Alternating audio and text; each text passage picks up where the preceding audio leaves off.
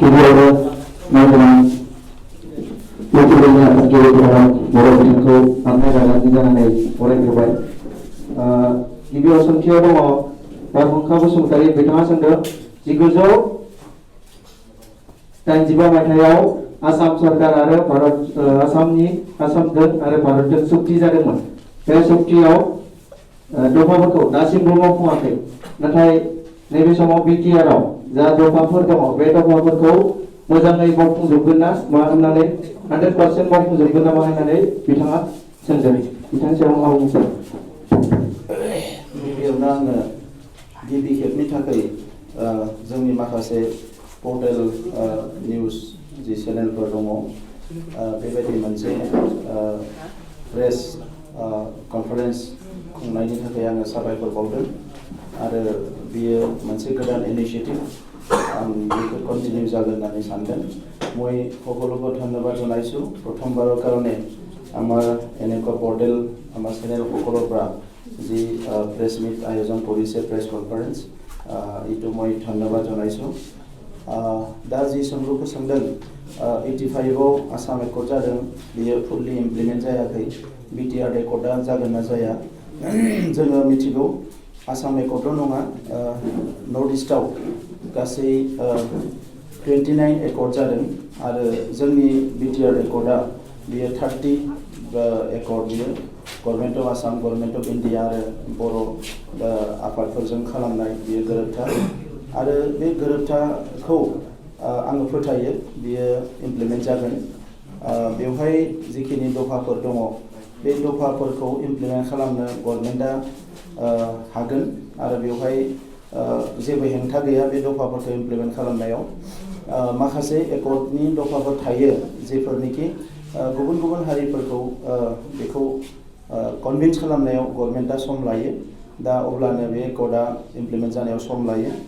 आसाम एकर्डआव गुबैयै मोननैसो दफा दङ। बे दफाखौ गोबां हारिया अपोज खालामदोंमोन। बे दफाफोरखौ बिथांमोना बेनिखायनो इमप्लिमेन्ट खालामनो हायाखै आरो बेबायदिनो किसुमान माखासे दङ अपोज खालामाबाबो गभर्नमेन्टआ इन्टेनसनेलि बेफोरखौ इमप्लिमेन्ट खालामा मानोना गभर्नमेन्टनियावबो गोबां समाव सिनसियारिटिनि लेकिंआ थायो।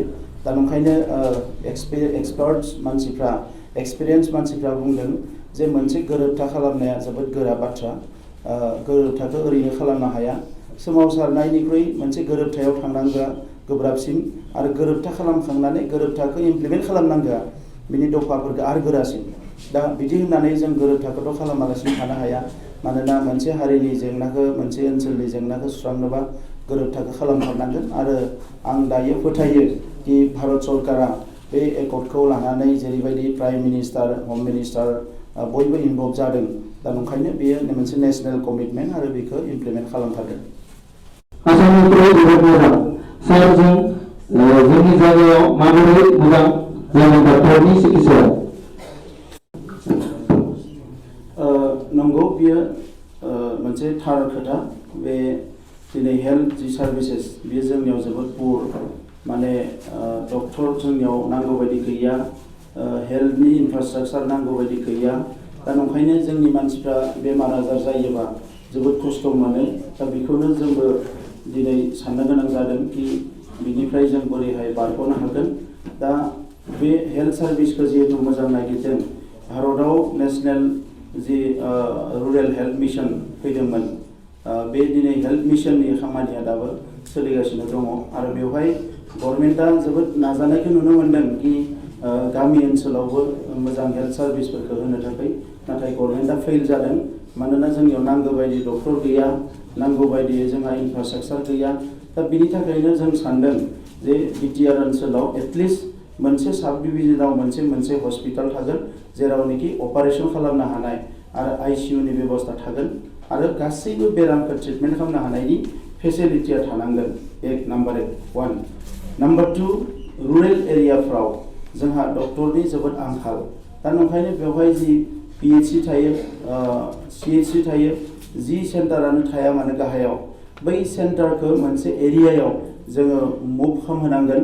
जोङो इउपिपिएलनि गभर्नमेन्ट फैनाय लोगो लोगो हेल्थ डिपार्टमेन्टआ जिहेतु जोंनि ट्रेन्सफार साबजेक्ट जोङो बेखौ माखासे पलिसि लादों कि हमना लाबाय मोनसे ओनसोलाव बेसेबा गुवार मोनसे ओनसोल बे मोनसे जायगायावल' डक्टर दङ गुबुन जायगायाव गैया दा बे डक्टरखौ जोङो उइकलि माने मोनसे जायगानिफ्राय गुबुन जायगायाव भिजिट खालामनानै रायजो राजाफोरनि हेल्थ चेकआप खालामनाय बे बेबस्थाखौ जों खालामगोन होननानै जोङो जोंनि माबायाव लाबोदों जोंनि भिजन डकुमेन्टआव जोंनि मोनसे पलिसि हिसाबै दा बिनि बादै गभर्नमेन्टनि जिखिनि मेडिसिन्सफोर जोबोद मोजां मोजां मेडिसिन्सफोर साप्लाय जायो हेल्थनि थाखाय मोजां मोजां आइटेम्सफोर फैयो बेखौ मेक्सिमाम फानखुमानानै जायो दा गभर्नमेन्टआ बेफोरखौ फानखुमानानै जायो गभर्नमेन्टनि बे अफिसारफ्रा फानखुमानानै जायो आरो बेवहाय EM-CMफ्राबो माखासे मा थायो आखाइ थायो दा नंखायनो बे करापसना फ्रि जानांगोन आरो लोगोसे हेल्थ सार्भिसेसखौ मोजां खालामनो थाखाय किउबानि जि मडेल बेयो बेस्ट मडेल होननानै बुंदों वर्ल्डआव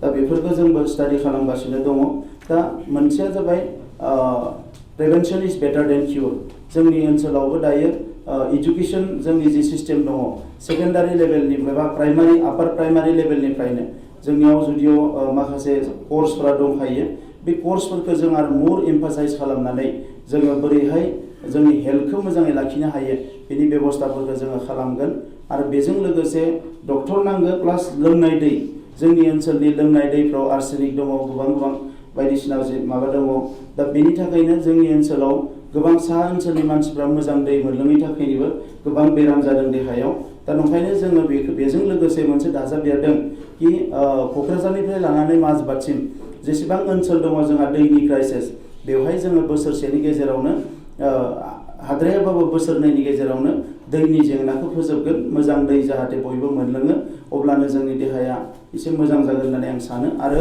डक्टरा जुदियाव अभाब जोङो जोंनि ओनसोलाव माखासे मेकानिजमजों जों बेखौ फुलफिल खालामगोन निडखौ आरो मोनसे जोङो मिशन लागोन कि बोसोरफ्रामबो जाहाथे जोंनि ओनसोलनिफ्राय 150 डक्टर ओंखारबोनो हायो बिनि थाखायबो जोङो स्टुडेन्टसफोरखौ माखासे कचिं खालामगोन इयुनाव जाहाथे जोंनि हेल्थ प्रब्लेमा जोबनानै फैयो